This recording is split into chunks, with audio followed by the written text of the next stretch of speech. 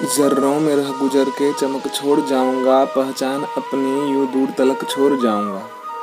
ज़र्रों में रह गुजर के चमक छोड़ जाऊंगा, पहचान अपनी यूं दूर तलक छोड़ जाऊंगा। खामोशियों की मौत गवारा नहीं मुझे, खामोशियों की मौत गवारा नहीं मुझे। मैं शीशा हूँ टूट कर भी अपनी खनक छोड़ जाऊंगा। हेलो दोस्त, BLR क्लासेस में आपका स्वागत है। और 2020 सीरीज़ का ये जो सातवां नंबर का सेट जो हम आपके सामने लेके आए हैं, और इसका पहला जो सवाल है ये आपके सामने है। 1 किलोवाट कितने जूल के बराबर होता है? 1 किलोवाट कितने जूल के बराबर होता है? 36,000 जूल, 3600 जूल, या फिर 3,60,000 जूल, या फिर 36 लाख जूल। इसका सही जवाब है 36 लाख जूल। जो 1 किलोवाट कितने जूल के बराबर होता है? तो 36 लाख जूल के बराबर होता है। या फिर अगर जो हम कहें कि अगर जिसे पॉइंट में देखना है तो 3.46 इंटू 10⁻6 जूल भी हम कह सकते हैं इसे, क्योंकि अगर जो पॉइंट लगाते हैं तो एक शून्य को बढ़ाना पड़ेगा। नेक्स्ट क्वेश्चन की ओर आते हैं, जो कि दूसरे नंबर का क्वेश्चन है। दांतों का टूटना तब शुरू होता है जब मुंह का पीएच मान निम्न होता है। दांतों का टूटना तब शुरू होता है जब मुंह का पीएच मान कितना होता है? 4.5 से अधिक, 5.5 से कम, 5.5 से अधिक, या फिर 4.5 से कम। तो इसका सही जवाब है 5.5 से कम। अगर जो हमारा मुंह का पीएच वैल्यू 5.5 से अगर जो कम रहेगा तो दांत का टूटना शुरू हो जाएगा। इसका मतलब यह है कि अगर जो मुंह का जो हमारा पीएच वैल्यू जो होता है, जितना ज़्यादा एसिडिक होता जाएगा दांत पर, उतना ज़्यादा ही प्रभाव पड़ता जाएगा। आते हैं तीसरे क्वेश्चन की ओर। निम्नलिखित में से किस प्रकार के प्रजनन में पूर्ण वयस्क छोटी जीव अपने जनक शरीर के अलग हो जाते हैं और एक नया जीव का निर्माण करते हैं? ऑप्शंस को देख लेते हैं। बहुविखंडन, विखंडन, मुकुलन, या फिर पुनर्जनन। क्वेश्चन एक बार फिर से देख लेते हैं। निम्न में से किस प्रकार के प्रजनन में पूर्ण वयस्क छोटी जीव अपने जनक शरीर से अलग हो जाते हैं और एक नया स्वतंत्र जीव का निर्माण करते हैं? इसका सही जवाब है मुकुलन। इसका सही जवाब है मुकुलन। और मुकुलन के प्रजनन से ही पूर्ण जो वयस्क होते हैं, पूर्ण छोटी जीव अपने जनक शरीर से अलग हो जाते हैं और एक नया स्वतंत्र शरीर का निर्माण करते हैं। अब मुकुलन क्या होता है इसके बारे में थोड़ा सा जान लेते हैं। तो मुकुलन किसी जीव शरीर के बाहरी सतह का कोशिका से समसूत्री विभाजन से होता है, और इसका निर्माण अलैंगिक जनन विधि से होता है, हम ऐसा भी कह सकते हैं। और इसके बाद यह एक पूर्ण जीव का निर्माण कर लेता है या उसका आकार ले लेता है। और इसका अगर जो हम एग्जाम्पल देखें तो इसका एग्जाम्पल, जो मुकुलन का एग्जाम्पल होता है वो होता है ईस्ट होता है, ईस्ट कह सकते हैं। और जो होता है हाइड्रा भी हम लोग कह सकते हैं, हाइड्रा और आदि इसी प्रकार के जो होते हैं उदाहरण। चौथे नंबर के क्वेश्चन में देख लेते हैं। हड्डी को आपस में कौन जोड़कर रखता है? हड्डी को आपस में कौन जोड़कर रखता है? अस्थि, ऊतक, लिगामेंट, कार्टिलेज, या फिर टेंडन। हड्डी को आपस में कौन जोड़ कर रखता है? इसका सही जवाब है लिगामेंट। लिगामेंट जो होता है हड्डी को आपस में जोड़ कर रखने का काम करता है। अब जो लिगामेंट होता है उसके बारे में जान लेते हैं। अच्छा, जो हड्डी को हड्डी से जोड़े, जो हड्डी को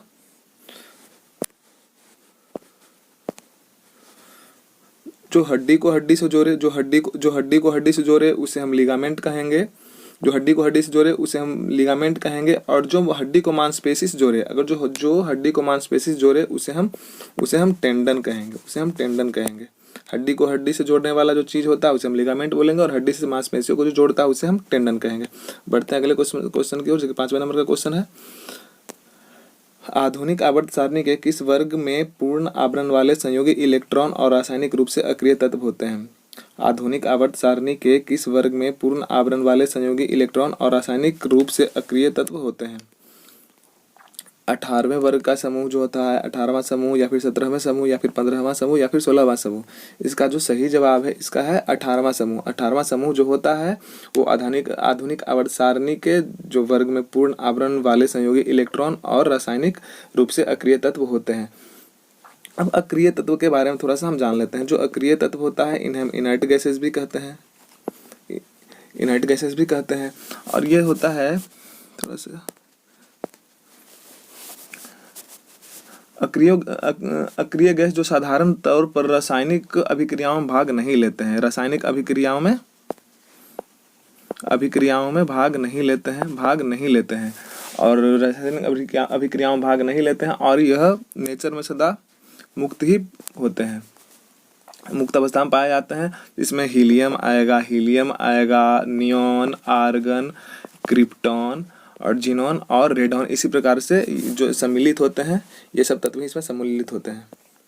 छठे क्वेश्चन की ओर आते हैं।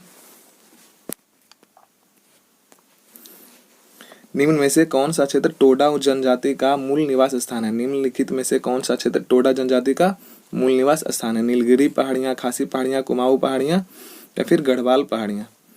निम्नलिखित में से कौन सा क्षेत्र टोडा जनजाति का मूल निवास स्थान है? नीलगिरी पहाड़ियाँ, खासी पहाड़ियाँ, कुमाऊँ पहाड़ियाँ या फिर गढ़वाल पहाड़ियाँ? इसका सही जवाब है नीलगिरी पहाड़ियाँ। जो नीलगिरी पहाड़ियाँ जो होता है, जो टोडा जनजाति के लिए मूल निवास स्थान होता है। अगर नीलगिरी की पहाड़ियों के बारे में थोड़ा सा जान लेते हैं, तो जो नीलगिरी पहाड़ी है वो पश्चिमी घाट में है, वो पश्चिमी घाट है जो कि तमिलनाडु में आता है। पश्चिमी घाट तमिलनाडु में आता है, पश्चिमी घाट की पर्वतमाला जो कि तमिलनाडु में आता है। और खासी पहाड़ी जो होता है ये पूर्वोत्तर भारत में है,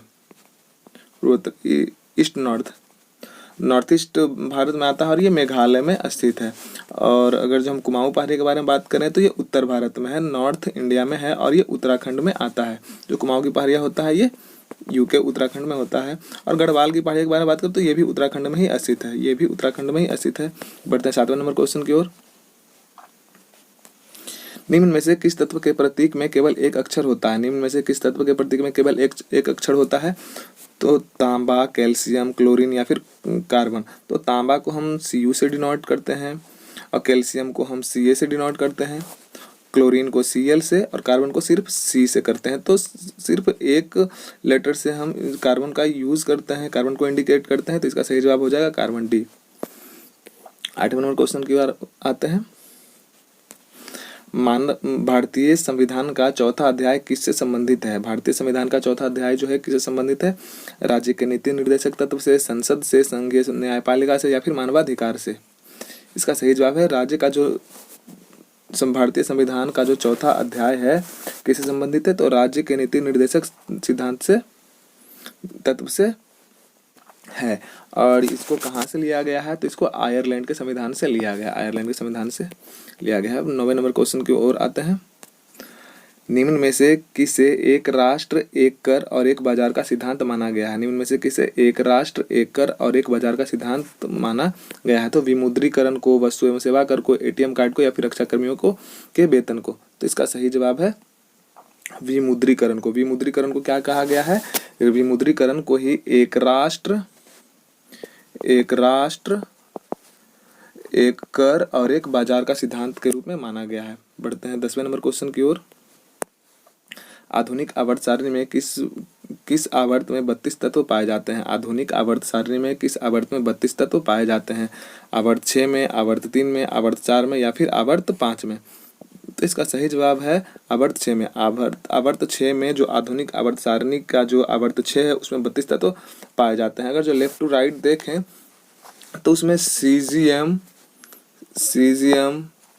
बेरियम, लैंथेनियम और फिर हाफनियम जो जैसे तत्व पाए जाते हैं, और भी सारे तत्व हैं।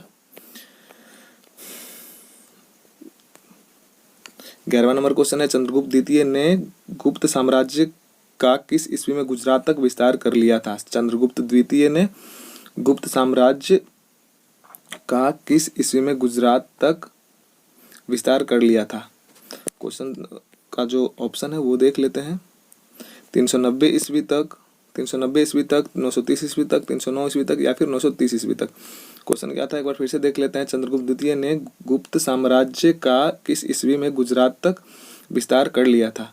तो जो इसका सही जवाब है इसका हो जाएगा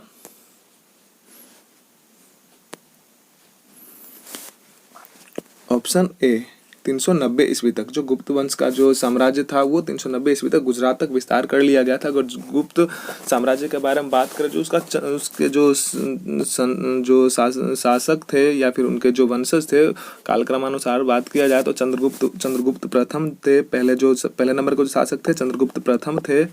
उसके बाद आए समुद्रगुप्त आए, फिर रामागुप्त आए, और उसके बाद चंद्रगुप्त द्वितीय आए, फिर कुमारगुप्त, स्कंदगुप्त और फिर पुरुगुप्त। इसी प्रकार से ये लोग, इनका कालक्रमानुसार है। 12वें नंबर का क्वेश्चन की ओर आते हैं। निम्न में से क्या आर्किमिडीज का सिद्धांत पर आधारित नहीं है? निम्नलिखित में से कौन सा चीज जो है आर्किमिडीज के सिद्धांत पर आधारित नहीं है? तो हाइड्रोमीटर, लैक्टोमीटर, ओडोमीटर या फिर पनडुब्बी। निम्नलिखित में से कौन सा जो चीज है आर्किमिडीज के सिद्धांत पर आधारित नहीं है? तो इसका जो जवाब हो जाएगा, इसका जवाब है ओडोमीटर। ओडोमीटर जो है आर्किमिडीज के सिद्धांत पर आधारित नहीं है। अगर जो हाइड्रोमीटर की हम बात करें तो हाइड्रोमीटर जो होता है द्रव्य का जो डेंसिटी होता है वो मापने के काम में आता है। इलेक्ट्रोमीटर जो होता है वो दूध की शुद्धता मापने के काम में आता है, मापने के काम में आता है। और जो ओडोमीटर होता है वो हम अगर जो गाड़ी के द्वारा अगर जो दूरी तय करते हैं तो उसको मापने में काम में आता है। 12वें नंबर का क्वेश्चन है। 12वें नंबर क्वेश्चन को देख लेते हैं। निम्न में से कौन सी क्रिया अत्यधिक उष्माक्षेपी होती है? निम्न में से कौन सी क्रिया अधिक उष्माक्षेपी होता है? सल्फ्यूरिक अम्ल का जल में घुलना, कॉपर सल्फेट का जल में घुलना, धावन सोडा का जल में घुलना, और डी नंबर क्वेश्चन को भी देख लेते हैं क्या है, ब्लीचिंग पाउडर का जल में घुलना। निम्न में से कौन सी क्रिया अत्यधिक उष्माक्षेपी होती है? इसका सही जवाब है सल्फ्यूरिक अम्ल का जल में घुलना, जो कि ऑप्शन नंबर ए है। सल्फ्यूरिक अम्ल का जल में घुलना ही क्या कहलाता है? उष्माक्षेपी अभिक्रिया। उष्माक्षेपी अभिक्रिया से क्या संबंध है?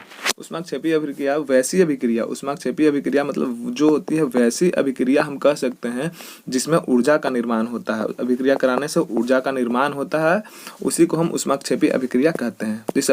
जिस रासायनिक अभिक्रिया से ऊर्जा का निर्माण हो उसे हम उष्माक्षेपी अभिक्रिया कहते हैं। 14वें नंबर का क्वेश्चन है, जब प्रकाश विरल माध्यम से सघन माध्यम में प्रवेश करता है तो इसकी गति पर क्या प्रभाव पड़ता है? जब प्रकाश विरल माध्यम से सघन माध्यम में प्रवेश करता है तो इसकी गति पर क्या प्रभाव पड़ता है? तो हम जानते हैं कि जब भी प्रकाश सघन से विरल की ओर जाती है तो सघन में हम कहते हैं कि सघन में जो इसका डेंसिटी होता है, सघन का वो थोड़ा सा ज़्यादा होता है और विरल में थोड़ा सा कम होता है। यही कारण है कि सघन में जो प्रकाश का गति होता है थोड़ा धीरे होता है और विरल में जाने के बाद थोड़ा सा बढ़ जाता है। तो इसका जो जवाब हो जाएगा ए। क्वेश्चन एक बार फिर से देख लेते हैं। जब प्रकाश विरल से सघन में जाता है, विरल से तो विरल का जो होता है, विरल में डेंसिटी थोड़ा सा कम होता है और सघन में डेंसिटी ज़्यादा होता है। तो विरल से सघन में जाएगा तो इसका गति कम जाएगा। विरल से सघन में जाने के बाद इसकी गति कमेगी। इसका ऑप्शन है गति कम हो जाएगी। ऑप्शन सी इसका सही जवाब है। 15वें नंबर क्वेश्चन को देख लेते हैं। बड़े परमाणुओं से बने बंध किस प्रकार के होते हैं? बहुत मजबूत होते हैं, बहुत कमजोर होते हैं या फिर मजबूत होते हैं? इसका सही जवाब होता है बहुत ही कमजोर होता है। जो बड़े परमाणुओं से बने बंध होते हैं वो बहुत ही कमजोर होते हैं। 16वें नंबर का क्वेश्चन है, वन इंडियन गर्ल पुस्तक के लेखक कौन है? चेतन भगत, अश्विन संघी, ब्रैड स्टोन या फिर मार्क टूली? तो इसका सही जवाब है चेतन भगत जो थे वन इंडियन गर्ल पुस्तक के लेखक थे। और चेतन भगत के द्वारा और भी कुछ पुस्तक की रचनाएं की गई है। उसका नाम है वन नाइट। पुस्तक का नाम है जो कि चेतन भगत के द्वारा लिखित है, वन नाइट कॉल सेंटर या फिर the 3 mistake of my life और है टू स्टेट्स या फिर हाफ गर्लफ्रेंड। ये सब चेतन भगत के कुछ रचनाएं हैं, कुछ के द्वारा लिखित कुछ पुस्तक है। और अश्विन सांघी के बारे में देख लेते हैं। ये भी प्रसिद्ध, इनकी भी कुछ पुस्तक जो है प्रसिद्ध है। अश्विन सांघी के द्वारा पुस्तक लिखी हुई जो है वो है द कृष्णा, चाणक्य चांट और फिर द वोल्ट ऑफ विष्णु। ये सब अश्विन सांघी के द्वारा लिखा हुआ पुस्तक है। 17वें नंबर के क्वेश्चन को देख लेते हैं। प्रकाश वर्ष द्वारा किसे मापा जाता है? ऊर्जा को, वेग को, शक्ति को या फिर दूरी को? किसे नापा जाता है? प्रकाश वर्ष के द्वारा किसे मापते हैं? तो इसका सही जवाब है दूरी को। प्रकाश वर्ष द्वारा हम दूरी को नापते हैं। अगर जो एक प्रकाश वर्ष 1 लाइट ईयर का जो डिस्टेंस है वो उसकी बात अगर जो हम करें तो 9.46 इंटू 10⁻12 किलोमीटर होता है। 1 लाइट ईयर का जो डिस्टेंस होता है 9.46 इंटू 10⁻12 किलोमीटर होता है। अगर जो हम लाइट के स्पीड ऑफ लाइट के बारे में बात करें, जो स्पीड ऑफ लाइट जो होता है, स्पीड ऑफ जो लाइट होता है वो कितना होता है? उसका स्पीड होता है 3 इंटू 10⁻8 मीटर पर सेकेंड। इसका स्पीड होता है लाइट का। चलते हैं 18वें नंबर क्वेश्चन की ओर, जो कि इस प्रकार है। इसरो का पहला सूर्य मिशन का नाम क्या है? इसरो का पहला सूर्य मिशन का नाम क्या है? सूरज L1, आदित्य L1, सूरज L1, आदित्य L1, सूर्य L1, यहाँ सूरज L1 है, यहाँ सूर्य L1 है, या फिर रवि L1। तो इसका सही जवाब हो जाएगा आदित्य L1। आदित्य L1 जो इसरो का पहला सूर्य मिशन है उसका नाम था आदित्य L1। अगर जो इसरो के द्वारा अगर जो इस मिशन के बारे में शुरुआत किया गया है तो ये किया गया था 2019 में इसका शुरुआत किया गया था। आज का हमारा 19वें नंबर का क्वेश्चन है। हमारा हड्डी किस प्रकार का ऊतक है? हमारा हड्डी किस प्रकार का ऊतक है? Parenchyma, connective tissue, permanent tissue या फिर एपिडर्मिक? हमारा हड्डी किस प्रकार का ऊतक है? तो इसका सही जवाब हो जाएगा कनेक्टिव टिश्यूज। हमारा जो हड्डी है वो कनेक्टिव टिश्यू के प्रकार का ऊतक है, कनेक्टिव टिश्यू। इसका सही जवाब हो जाएगा। आते हैं 20वें नंबर का क्वेश्चन की ओर, जो कि आज का लास्ट क्वेश्चन है। और वीडियो अगर जो अच्छा लगे तो लाइक सब्सक्राइब अवश्य कीजिएगा और अपने दोस्तों के साथ में शेयर भी करें और बेल आइकन को प्रेस करके ऑल कर लें, ताकि हमारा जब भी वीडियो आए तो आप लोग तक सबसे पहले पहुंचे और जानकारी ग्रहण कर सके। निम्न में से कौन सा शहर साबरमती नदी के तट पर बसा हुआ है? निम्न में से कौन सा शहर साबरमती तट पर बसा हुआ है? इनमें जितने भी सारे क्वेश्चन होते हैं हम सभी क्वेश्चन से और ज़्यादा क्वेश्चन को बनाने का प्रयास करते हैं। जितने भी क्वेश्चन हम बन सकते हैं उतने बनाते हैं। बस ऐसा इसलिए किया जाता है कि आपके द्वारा जो ग्रहण किया जाता है, जो क्वेश्चन लेवल जो होता है वो आप सही से समझ सकें और जो जितने भी सारे क्वेश्चन बन सकते हैं उन्हें भी आप बना सकें। बस यही हमारा मोटिव होता है। तो देखते हैं जो 20वें नंबर का क्वेश्चन है। निम्न में से कौन सा शहर साबरमती नदी के तट पर बसा हुआ? अहमदाबाद, बड़ोदरा, सूरत या फिर भावनगर? तो जो साबरमती के जो नदी के तट पर बसा हुआ जो शहर है वो है अहमदाबाद। अहमदाबाद जो है साबरमती नदी के तट पर बसा हुआ है।